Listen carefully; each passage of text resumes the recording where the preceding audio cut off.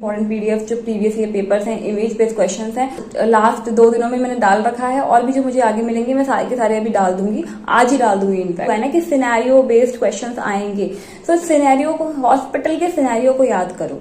आप याद करो, जो क्वेश्चन लगाते वक्त आपके मोस्टली क्वेश्चन जो है वो 2 सब्जेक्ट में सिमट के रह जाते हैं। Hello everyone, welcome back to my YouTube channel. नौसर एग्जाम के कुछ लास्ट के 7-8 डेज रह गए हैं। बहुत ही इंपॉर्टेंट टाइम चल रहा है, खतरनाक लेवल का स्ट्रेस बना हुआ है, बट करना क्या है वो पता नहीं है, कैसे पढ़ना है वो पता नहीं है, और कुछ लोगों को तो समझ ही नहीं आ रहा है कि क्या शुरू करें क्या खत्म करें, और जो पढ़ा भी था वो अभी दिमाग में है नहीं।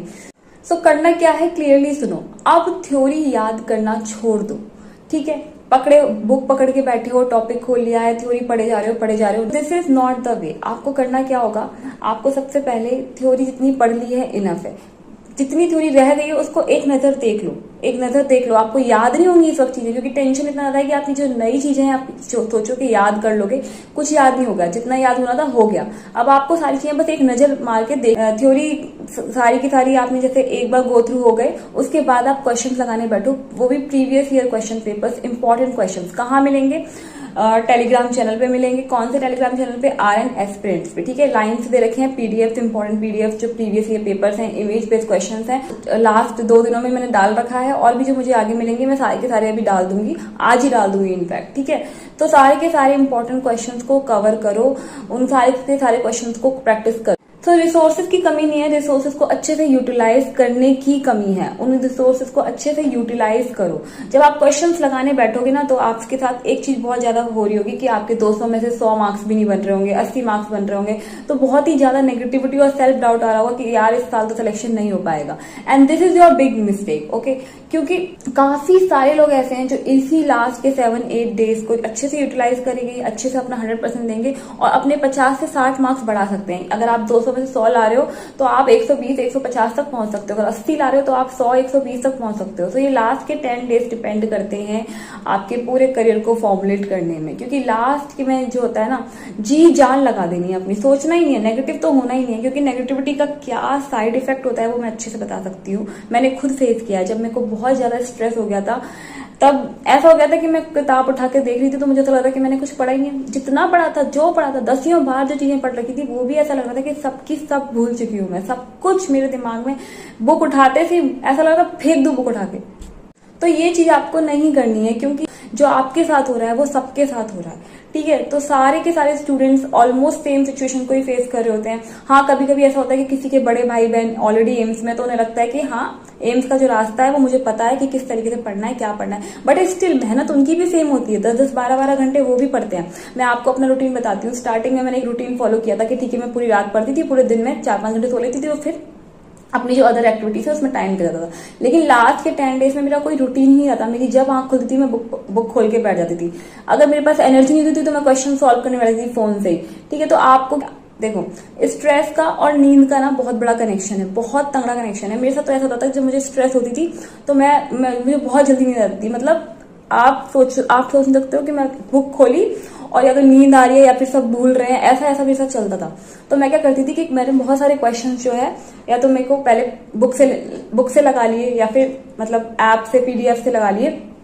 उसके बाद मुझे ऐसा लग रहा है कि हाँ मैं थोड़ी टायर्ड हो रही हूँ, थोड़ी नींद आ रही है, तो फिर मैं यूट्यूब वीडियोस का सहारा लेती थी। यूट्यूब वीडियोस में तमाम चैनल्स हैं, कौन कौन से अच्छे हैं वो मैं सारा बता चुकी हूँ। वो सेल्फ स्टडी वाला वीडियो जो मैंने डाल रखा है उसमें आपको सारे बता रखी हूँ। तो तमाम चैनल्स हैं अच्छे, उनमें मैं खोलती थी। और फिर इससे अच्छा क्या होगा कि सामने आपको कोई पढ़ाने बैठा है तो आप बोरिंग भी फील नहीं करोगे, एनर्जेटिक भी फील करोगे, और साथ साथ में आपकी जो नींद वाला टाइम था, जो डिप्रेशन वाला टाइम था, वो सारा कवर हो जाएगा और आपके बहुत सारे क्वेश्चन आसानी से हो जाएंगे। बहुत सारे बच्चों को घबराहट हो रही है, डर लग रहा है इस चीज का कि पैटर्न चेंज हो गया। अब यार पैटर्न चेंज हो गया है, एक बात थोड़ा ध्यान लगा के सोचो, माइंड से सोचो कि पैटर्न चेंज हो गया है, सिलेबस थोड़ा चेंज हो गया है। सिलेबस आपका वही है।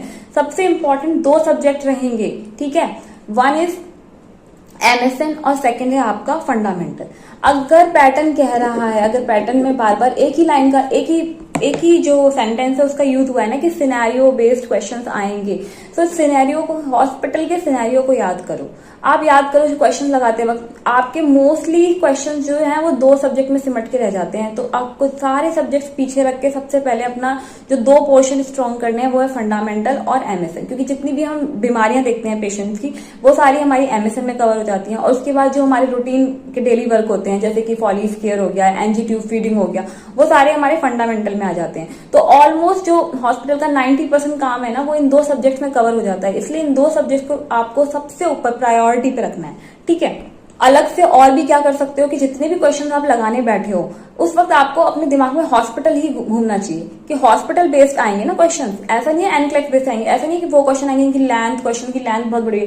जिन्होंने क्वेश्चन बनाने बैठ रहे हैं उनको भी पता है कि आप एक इंडियन स्टूडेंट हो, आपको आपका लेवल, इंग्लिश का लेवल जरूरी नहीं है सबका सेम भी रहे। तो जरूरी नहीं है कि लेंथी क्वेश्चन ही देखने को मिलेंगे या लेंथी क्वेश्चन ही सिचुएशन बेस्ड होते हैं। नहीं, जो भी क्वेश्चन छोटा हो या बड़ा हो, वट एवर, ठीक है, लेकिन वो क्या हॉस्पिटल, क्या उसके अंदर जो कंटेंट पूछा जा रहा है, जो बात पूछी जा रही है, वो हॉस्पिटल में डे टू डे लाइफ में अप्लाई होगी या नहीं, उस चीज पे फोकस करो। फॉर एग्जांपल कैनला के ऊपर क्वेश्चन आ सकते हैं, कैनला यूज होते हैं ना, पॉलिस के ऊपर आ सकते हैं। ऐसी बहुत सारी चीजें जो हॉस्पिटल में डे टू डे लाइफ में यूज होती है उनके ऊपर क्वेश्चन आ सकते हैं, चाहे वो क्वेश्चन छोटा हो चाहे वो बड़ा हो, लेकिन वो डे टू डे लाइफ में आपके लिए वहां पे इंपॉर्टेंट रहेगा जब आप एज अ नर्सिंग ऑफिसर काम करोगे। तो इस चीज को फोकस करके, इस चीज को दिमाग में रख के आपको क्वेश्चन करते जाना है।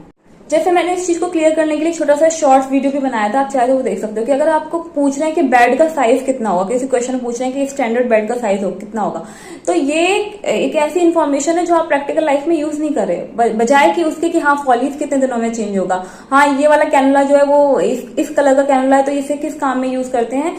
तो ये इस तरह के क्वेश्चन जो है प्रैक्टिकल चीजों पे आपको फोकस करना है। नेक्स्ट इंपॉर्टेंट बात जो मैं आपको बताना चाह रही हूँ, कुछ इंपॉर्टेंट, आपको पता ही होगा कि कुछ इंपॉर्टेंट टॉपिक्स होते हैं जो हमेशा हर साल पूछे जाते हैं, हर साल उनका वेटेज रहता है। जैसे कि आपकी इमरजेंसी ड्रग्स हो गई, सीपीआर हो गया, है ना, आपके इंपॉर्टेंट ड्रग कैलकुलेशन हो गए। तो इनमें से जो क्वेश्चन हैं वो आपको देख के चलने हैं, साथ साथ में इनके क्वेश्चन भी अच्छे से लगाने हैं। एक बात जो सारे लोगों को मैं क्लियर कर देना चाहती हूँ, अब जो वक्त है वो कोई भी नई बुक छूने का नहीं है, कोई भी नई चीज नहीं छूओगे, जो पढ़ चुके हो बार बार उसी को रिवाइज करोगे, उसी से आपके मार्क्स आएंगे, वही आपके लिए काफी है। ट्रस्ट मी, ये 10 दिन बहुत इंपॉर्टेंट होने वाले हैं, अपनी पूरी जी जान लगा दो। और डिप्रेशन और स्ट्रेस ये जो है ना, ये सबके साथ हो रहा है, ये आप अकेले नहीं हो, ये सब आप सच बता रही हूँ, ये सबके साथ हो रहा है, बहुत ज्यादा हो रहा है। इनफैक्ट मैं आपको अपना बताती हूँ,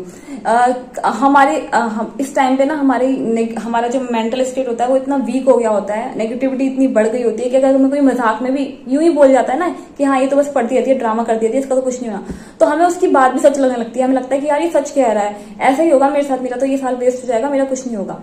बट यही हमारी गलती है, हम अपनी जो है ना अपने अंदर के डर को इतना बढ़ा लेते हैं कि हम फिर उसके चक्कर में हम अपना आउट पूरा खराब कर लेते हैं, मेहनत करना भूल जाते हैं, क्वेश्चन हो नहीं रहे होते हैं, मेमोरी पूरी खराब हो चुकी है। मैंने खुद फेस किया है कि जो स्ट्रेस होती है वो आपकी इवन मेमोरी भी खा जाती है। तो आपको स्ट्रेस से बचने के लिए मैं आपको 2-3 चीजें बताती हूँ जो मैंने खुद ने पर्सनली ट्राई की थी, वो आपको करनी है।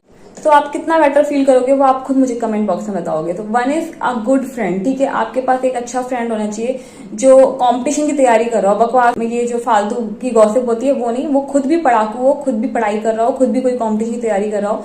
तो अगर आपके पास ऐसा कोई फ्रेंड है तो उससे 5-10 मिनट बात करने में कोई बुराई नहीं है, उससे बात करके आपको मोटिवेशन ही मिलेगी, वो आपको गाइड करेगा। अगर हो सकता है कि वो दूसरी स्ट्रीम का हो, जैसे मेरी फ्रेंड थी वो पैरामेडिकल की थी और मैं नर्सिंग की हूँ, तो उसको तो कुछ पता ही नहीं नर्सिंग का, बट स्टिल जब मैं उससे बात करती थी तो वो मुझसे कहती थी तू कर सकती है पूजा, तुझे पता नहीं तू कर सकती है, पता नहीं तू कितनी इंटेलिजेंट है, तू सब कुछ कर सकती है पूजा, तू कर सकती है। तो वॉट एवर शी सेड ना, और मैं थोड़ा तो बहुत मोटिवेट हो जाती थी और फिर से पढ़ना शुरू कर देती थी। तो एक अच्छा फ्रेंड भी आपकी जर्नी को बहुत आसान बना सकता है। So try to make this types of conversation, this type of gossips in your daily routine. दूसरी चीज, किसी के पास ऐसा होता है कि ऐसा कोई फ्रेंड भी नहीं होता है, और क्योंकि अब ऐसा माहौल चल रहा है कि वो फ्रेंड भी नहीं है और कोई तो हमारी उस फीलिंग्स को समझ ही नहीं सकता जिस चीज से हम गुजर रहे हैं, क्योंकि हर कोई हमें कुछ ना कुछ बोल के चला जाता है कि यार ये तो बस पढ़ती रहती है, इसका तो बस पढ़ाई चल रही है, इसका तो कुछ होना ही नहीं है। कभी कभी मैं क्या करती थी कि मेरे को खुद को पढ़ाना, मतलब पढ़ाते हुए खुद को पढ़ाना पसंद है, तो मैं कभी कभी वीडियोस बनाती थी पढ़ाई के, तो सब मतलब फिर ऐसे कहने लगते थे कि हाँ बस ये तो वीडियो बनाती रहेगी, इसका तो कुछ होना ही नहीं है। तो ऐसी बातें मैंने बहुत सुनी है, लेकिन अब फिर क्या होता है कि इतना दिमाग में स्ट्रेस होता है ना कि हम लड़ नहीं पाते इन चीजों से। तो मैं क्या करती थी कि मैं जिस रूम में पढ़ने बैठती थी ना, उस रूम में मेरा एक चेयर, एक टेबल थी और सामने एक मंदिर था। तो मैं भगवान को देखती थी। और आपके भी जो भी डिवोटी में, आप जिसमें भी बिलीव करते हो, जिस भी गॉड में आप बिलीव करते हो, जिस भी रिलीजन के हो, आप सच में आप भगवान को सारी बातें कह सकते हो दिल की। आपकी कोई भी प्रॉब्लम जो कोई भी नहीं समझ पा रहा हो, वो भगवान समझ जाएंगे। आप सारी स्ट्रेस उनके ऊपर छोड़ दो। Ventilation is very important. Feelings का वेंटिलेशन करना चाहिए, ठीक है। तो आप जब फीलिंग्स का वेंटिलेशन करोगे तो आपको खुद को फील होने लगेगा कि हाँ नहीं, मैं कर सकती हूँ, मैं कर सकती हूँ। अब तो मैंने सब कुछ बोल दिया ना भगवान को, अब तो भगवान भी देख रहा है ना कि मैं मेहनत कर रही हूँ, तो मेहनत का रिजल्ट क्यों नहीं आएगा।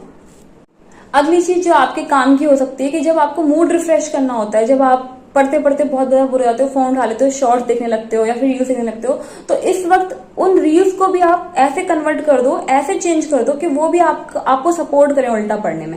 मतलब जब भी मैं फोन उठाती हूँ या जब भी मैं फोन उठाती थी ना, उस वक्त तो मैं ऐसे वीडियोस देखती थी जो मुझे मोटिवेट करें। मोटिवेशनल वीडियोस यार देख लिया करो। पता है क्यों?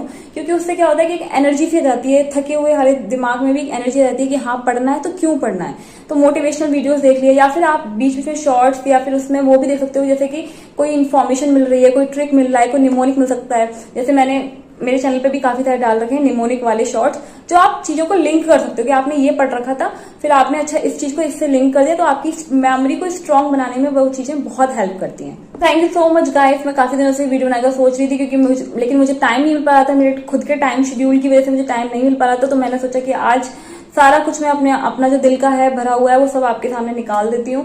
So thank you so much. आपको वीडियो पसंद है तो वीडियो को लाइक कर सकते हैं। इस तरह की और भी वीडियोस के लिए चैनल को सब्सक्राइब कर सकते हैं और अपनी जितनी भी क्वेरीज हैं कमेंट बॉक्स में पूछ सकते हैं। Thank you and have a good day.